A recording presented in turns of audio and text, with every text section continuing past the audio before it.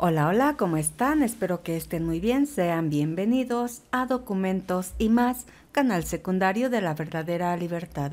Continuamos con la lectura de la Instrucción Redemptionis Sacramentum sobre algunas cosas que se deben observar o evitar acerca de la Santísima Eucaristía.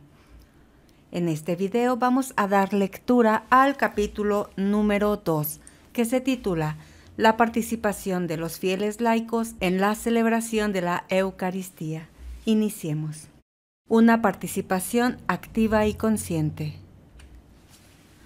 La celebración de la misa, como acción de Cristo y de la Iglesia, es el centro de toda la vida cristiana, en favor de la Iglesia, tanto universal como particular, y de cada uno de los fieles, a los que de diverso modo afecta según la diversidad de órdenes, funciones y participación actual. De este modo, el pueblo cristiano, raza elegida, sacerdocio real, nación santa, pueblo adquirido, manifiesta su orden coherente y jerárquico. El sacerdocio común de los fieles y el sacerdocio ministerial o jerárquico, aunque diferentes esencialmente y no solo en grado, se ordenan, sin embargo, el uno al otro, pues ambos participan de forma peculiar del único sacerdocio de Cristo. Todos los fieles por el bautismo han sido liberados de sus pecados e incorporados a la Iglesia, destinados por el carácter al culto de la religión cristiana, para que por su sacerdocio real, perseverantes en la oración y en la alabanza a Dios, ellos mismos se ofrezcan como hostia viva, santa, agradable a Dios, y todas sus obras lo confirmen, y testimonien a Cristo en todos los lugares de la tierra, dando razón a todo el que lo pida de que en él está la esperanza de la vida eterna. Por lo tanto, también la participación de los fieles laicos en la celebración de la Eucaristía y en los otros ritos de la Iglesia no puede equivaler a una mera presencia más o menos pasiva, sino que se debe valorar como un verdadero ejercicio de la fe y de la dignidad bautismal. Así pues, la doctrina constante de la Iglesia sobre la naturaleza de la Eucaristía, no solo convival, sino también y sobre todo como sacrificio, debe ser rectamente considerada como una de las claves principales para la plena participación de todos los fieles en tan gran sacramento. Privado de su valor sacrificial, se vive como si no tuviera otro significado y valor que el de un encuentro convival fraterno. Para promover y manifestar una participación activa, la reciente renovación de los libros litúrgicos según el espíritu del concilio ha favorecido las aclamaciones del pueblo, las respuestas, los salmos, antífonas, cánticos, así como acciones, gestos y posturas corporales, y el sagrado silencio que cuidadosamente se debe observar en algunos momentos, como prevén las rúbricas también de parte de los fieles. Además, se ha dado un amplio espacio a una adecuada libertad de adaptación, fundamentada sobre el principio de que toda celebración responda a la necesidad, a la capacidad, a la mentalidad y a la índole de los participantes conforme a las facultades establecidas en las normas litúrgicas.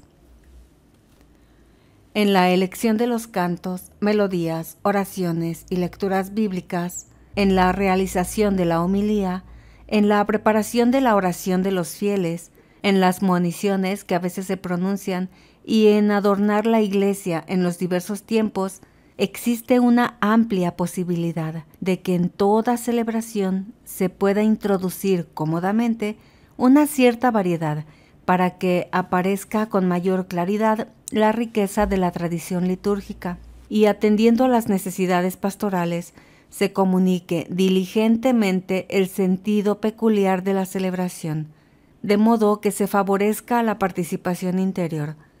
También se debe recordar que la fuerza de la acción litúrgica no está en el cambio frecuente de los ritos, sino verdaderamente en profundizar en la palabra de Dios y en el misterio que se celebra.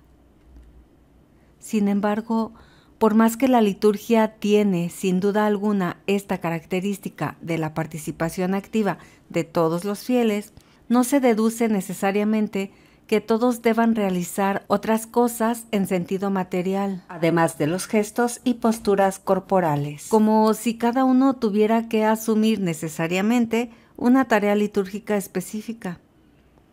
La catequesis procure con atención que se corrijan las ideas y los comportamientos superficiales que en los últimos años se han difundido en algunas partes en esta materia, y despierte siempre en los fieles un renovado sentimiento de gran admiración frente a la altura del misterio de fe, que es la Eucaristía, en cuya celebración la Iglesia pasa continuamente de lo viejo a lo nuevo. En efecto, en la celebración de la Eucaristía, como en toda la vida cristiana que de ella saca la fuerza y hacia ella tiende, la Iglesia, a ejemplo de Santo Tomás Apóstol, se postra en adoración ante el Señor crucificado, muerto y sepultado y resucitado en la plenitud de su esplendor divino, y perpetuamente exclama: Señor mío y Dios mío. Son de gran utilidad para suscitar, promover y alentar esta disposición interior de participación litúrgica, la asidua y difundida celebración de la liturgia de las horas, el uso de los sacramentales y los ejercicios de la piedad popular cristiana. Este tipo de ejercicios, que aunque en el rigor del derecho no pertenecen a la Sagrada Liturgia, tienen, sin embargo, una especial importancia y dignidad. Se deben conservar por el estrecho vínculo que existe en el ordenamiento litúrgico, especialmente cuando han sido aprobados y alabados por el mismo magisterio. Esto vale sobre todo para el rezo del rosario. Además, estas prácticas de piedad conducen al pueblo cristiano a frecuentar los sacramentos, especialmente la Eucaristía, también a meditar los misterios de nuestra redención y a imitar los insignes ejemplos de los santos del cielo, que nos hacen así participar en el culto litúrgico, no sin gran provecho espiritual. Es necesario reconocer que la Iglesia no se reúne por voluntad humana, sino convocada por Dios en el Espíritu Santo, y responde por la fe a su llamada gratuita. En efecto, eclesia tiene relación con clesis, esto es, llamada. Ni el sacrificio eucarístico se debe considerar como concelebración en sentido unívoco del sacerdote al mismo tiempo que del pueblo presente. Al contrario, la Eucaristía celebrada por los sacerdotes es un don que supera radicalmente la potestad de la asamblea. La asamblea que se reúne para celebrar la Eucaristía necesita absolutamente, para que sea realmente asamblea eucarística, un sacerdote ordenado que la presida. Por otra parte, la comunidad no está capacitada para darse por sí sola el ministro ordenado. Urge la necesidad de un interés común para que se eviten todas las ambigüedades en esta materia y se procure el remedio de las dificultades de estos años. Por tanto, solamente con precaución se emplearán términos como comunidad celebrante o asamblea celebrante, y en otras lenguas vernáculas, celebrating assembly, ensemble celebrante, asamblea celebrante, y otros de este tipo. Tareas de los fieles laicos en la celebración de la misa. Algunos de entre los fieles laicos ejercen recta y laudablemente tareas relacionadas con la Sagrada Liturgia, conforme a la tradición para el bien de la comunidad y de toda la Iglesia de Dios. Conviene que se distribuyan y realicen entre varios las tareas o las diversas partes de una misma tarea. Además de los ministerios instituidos de lector y de acólito, Entre las tareas arriba mencionadas, en primer lugar, están los de acólitos y de lector, con un encargo temporal, a los que se unen otros servicios descritos en el misal romano. Y también la tarea de preparar las hostias, lavar los paños litúrgicos y similares. Todos los ministros ordenados y los fieles laicos, al desempeñar su función u oficio, harán todo y solo aquello que les corresponde. Y ya lo hagan en la misma celebración litúrgica, ya en su preparación, sea realizado de tal forma que la liturgia de la Iglesia se desarrolle de manera digna y decorosa. Se debe evitar el peligro de oscurecer la complementariedad entre la acción de los clérigos y los laicos, para que las tareas de los laicos no sufran una especie de clericalización, como se dice, mientras los ministros sagrados asumen indebidamente lo que es propio de la vida y de las acciones de los fieles laicos. El fiel laico, que es llamado para prestar una ayuda en las celebraciones litúrgicas, debe estar debidamente preparado y ser recomendable por su vida cristiana, fe, costumbres y su fidelidad hacia el magisterio de la Iglesia.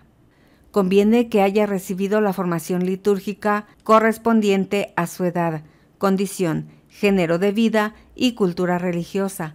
No se elija a ninguno cuya designación pueda suscitar el asombro de los fieles. Es muy loable que se conserve la benemérita costumbre de que niños o jóvenes denominados normalmente monaguillos estén presentes y realicen un servicio junto al altar como acólitos y reciban una catequesis conveniente adaptada a su capacidad sobre esta tarea. No se puede olvidar que del conjunto de estos niños a lo largo de los siglos ha surgido un número considerable de ministros sagrados. Institúyanse y promuévanse asociaciones para ellos, en las que también participen y colaboren los padres, y con las cuales se proporcione a los monaguillos una atención pastoral eficaz.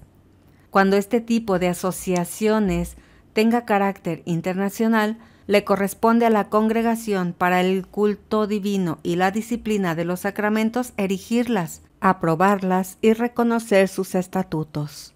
A esta clase de servicio al altar pueden ser admitidas niñas o mujeres según el juicio del obispo diocesano y observando las normas establecidas.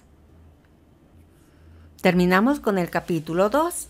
La siguiente semana vamos a dar lectura al capítulo 3, la celebración correcta de la Santa Misa. Gracias por acompañarme. Los espero la siguiente semana.